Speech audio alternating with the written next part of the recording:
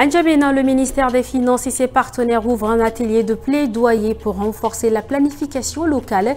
Les provinces sont invitées à améliorer l'élaboration, la révision et le suivi de leurs plans de développement provinciaux. Une initiative qui vise un appui structuré et durable au développement territorial. Dans le cadre du projet Laham Nadif, le CEFAD lance ce mardi une session de formation en entrepreneuriat à N'Djamena. Le ministre de l'Élevage et plusieurs partenaires financiers ont assisté à la cérémonie. L'objectif est de soutenir les jeunes et promouvoir l'entrepreneuriat agro-silvo-pastoral dans tout le pays.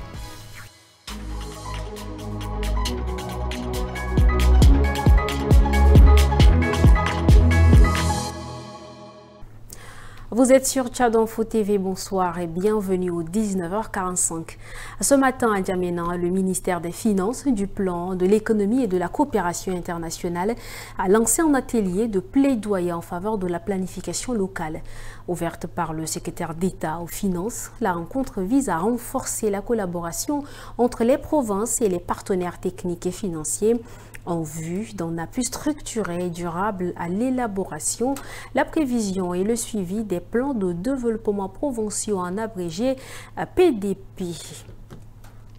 Cet atelier s'inscrit dans la continuité des efforts du gouvernement pour promouvoir la planification décentralisée comme outil de gouvernance et de développement. L'objectif est clair: consolider les partenariats entre les provinces et les partenaires techniques et financiers afin d'assurer un accompagnement méthodique et durable des plans de développement provinciaux. Au cœur des échanges, un plan de développement provincial sera présenté aux partenaires et aux représentants des collectivités pour examen et enrichissement. À travers cet instrument, le gouvernement entend accompagner efficacement les provinces dans la mise en œuvre de leurs priorités en assurant une traçabilité accrue des dépenses et une allocation plus rationnelle des investissements au bénéfice du développement local. Au terme de vos travaux, nous attendons de vous une appropriation complète des programmes annuels d'investissement, alignés à la fois sur les compétences territoriales et sur les objectifs de développement durable. Cette démarche s'inscrit dans la mise en œuvre des résolutions et recommandations issues du Forum national sur la décentralisation, avec l'ambition de doter chaque province d'outils de planification adaptés et participatifs. Le récit de Mbaïla Sami Emmanuel rendu par Assomor Djimleila Adoba, le président du parti Action fédérale pour le développement AFD, Brahim Ngartoïde, a élevé la voix contre la révision de la Constitution, le projet de code pastoral et l'insécurité grandissante qui touche plusieurs régions du pays. Depuis le siège de son parti au quartier Yeldanum dans le 4e arrondissement, il a dénoncé ce qu'il qualifie d'irrégularité et a appelé le maréchal Mohamed Idriss Déby Itno à prendre ses responsabilités. Regardez. L'homme est un être sacré et mérite respect de sa dignité et de sa personnalité. Les conflits éleveurs-agriculteurs qui continuent à faire des morts des paisibles citoyens attirent moins l'attention des plus hautes autorités. Par conséquent, l'AFD condamne la maxime selon laquelle la force fait la loi, laquelle maxime contribue à la banqueroute, à l'insécurité criarde et à l'effondrement de la nation aussi fragile soit-elle. Devant tout ce chapelet de mots soulevés, l'AFD interpelle le premier garant des institutions de la République, le maréchal Mohamed Déby Itno, à prendre ses responsabilités pour un Tchad uni et prospère. Restons à Doba où la Direction générale de l'Agence nationale des titres sécurisés, ANAT, avec l'appui technique et financier de l'Union européenne, organise du 8 au 10 septembre à Doba une formation destinée aux acteurs impliqués dans la mise en œuvre du système d'état civil. La cérémonie d'ouverture a été présidée par le délégué général du gouvernement auprès de la province du Logone oriental, Toké Dadi. Réunis au centre diocésain de formation permanente de Doba, préfets, sous-préfets et maires des 6 départements de la province participent à cet atelier.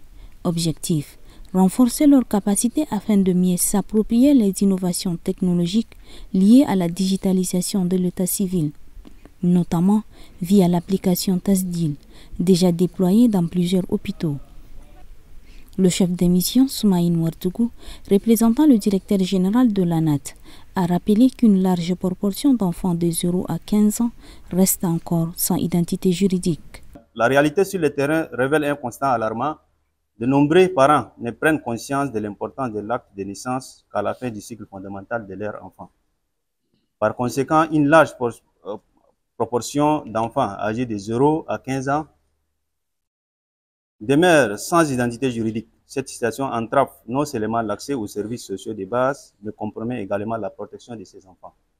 Le délégué général du gouvernement, Toké Dadi, a salué le choix porté sur sa province pour abriter cette rencontre.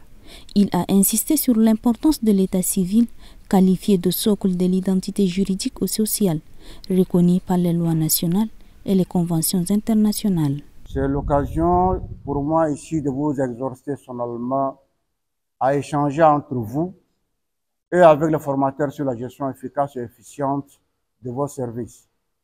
La question de la nationalité, mais surtout les nouveaux outils qui permettent de mieux organiser et gérer l'état civil au grand bénéfice de nos populations. D'ici là, permettez-nous de nourrir l'espoir qu'avec cet atelier, les solutions durables, fiables, inclusives, mises en place soient vulgarisées. Depuis 2020, le Tchad s'est doté d'un nouveau cadre juridique sur l'organisation de l'état civil, conformément à l'ordonnance du 14 février 2020, ratifiée par la loi du 29 mars 2020. Cette réforme s'inscrit dans la vision des plus hautes autorités pour garantir à chaque citoyen une identité légale. Tolobé Dieudonné, Abibanguini, venons-en à l'actualité en bref, une compilation d'Ouattara Dongarti. La 43e session ordinaire du Conseil des ministres de l'Union économique de l'Afrique centrale a ouvert ses travaux ce mardi 9 septembre 2025 à Bangui, en République centrafricaine. Cette réunion rassemble les ministres en charge de l'économie, des finances et des affaires étrangères des 6 pays membres de la communauté autour d'un ordre du jour reflétant les priorités régionales. C'est le ministre des Affaires étrangères qui a représenté le Tchad à ses assises. L'objectif principal est de renforcer l'intégration économique, de mettre en place un dispositif de surveillance multilatérale ainsi que de procéder au renouvellement de la présidence de l'institution. Par un décret de ce 9 septembre 2025, plusieurs diplomates et agents en poste dans différentes missions diplomatiques du Tchad à travers le monde sont rappelés. Ils sont au total 29 diplomates et agents rappelés au pays. Les représentations diplomatiques concernées se trouvent en Côte d'Ivoire, en Afrique du Sud, en Allemagne, en Arabie Saoudite, en Belgique, au Burkina Faso, en Suisse, en Éthiopie, au Gabon, en Israël, au Koweït, en Libye, au Qatar, en Turquie, au Canada, aux Émirats arabes unis et auprès des Nations unies. Enfin, le ministre de l'Éducation nationale et de la promotion civique Dr Aboubakar Siddiq Thioroma et le secrétaire d'État à l'Éducation nationale et à la promotion civique Ahmad Youssouf Tahir ont reçu les membres du bureau exécutif national du syndicat des enseignants du Tchad, conduit par le secrétaire général Bolmbari Galao. Lors de cette rencontre, les deux parties ont échangé sur les revendications des enseignants, le préavis de grève lancé par le CET et la révision du décret 477 portant statut particulier des enseignants. Le ministre a fait état de l'évolution du dossier de révision de ce texte. À Sarre, l'ONG zonale, en partenariat avec la mairie et l'UNICEF, a lancé mardi au Centre des jeunes de Bosco un projet visant à promouvoir une gouvernance locale inclusive, participative et sensible aux droits de l'enfant. Nous retrouvons Farel Brian Doukoula. L'initiative cible les organisations de la société civile, les associations communautaires de base, les leaders religieux et traditionnels ainsi que les adolescents, les jeunes, les femmes et les personnes vivant avec un handicap. Cette première session vise à évaluer les mécanismes existants en matière de gouvernance participative et d'en proposer des solutions. Une plateforme communautaire de redevabilité sociale devrait ainsi voir le jour pour garantir une gouvernance plus ouverte et équitable. Dans les différents aspects ci-dessus cités, Zona s'engage à renforcer les capacités techniques des organisationnelles, des organisations communautaires de base